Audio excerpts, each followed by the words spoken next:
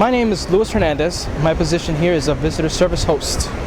Basically what I do is that I help customers or guests, better said, have any questions, kind of guide them, answer any questions that they have towards the towers, make their stay a lot more pleasant.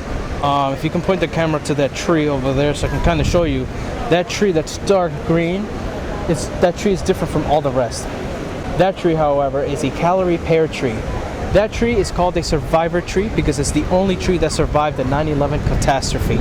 After 9/11 happened, a month later they dug up the debris and they found this piece of trunk. Branches broken off, everything was dead.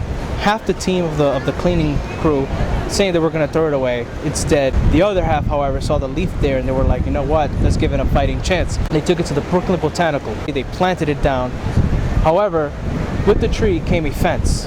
They chained the tree down to the fence, and right next to the fence there was two giant oak trees. So unlike the tree was getting a lot of sun from one side, it wasn't getting that many from the other side.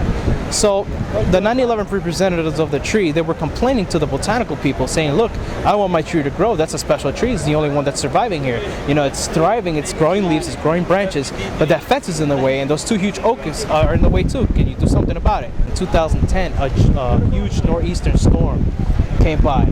And when that storm came by, it ripped everything off the ground of the Brooklyn Botanical.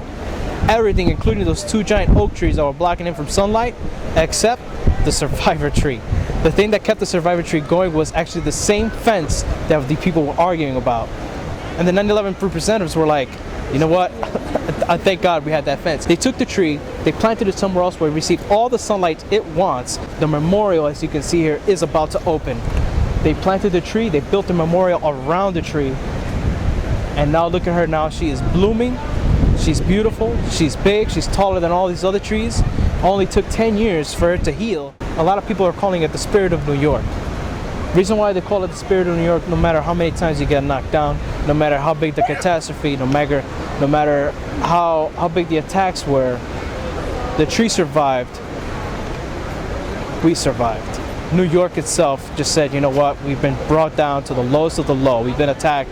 That was like our heart of New York, the Twin Towers.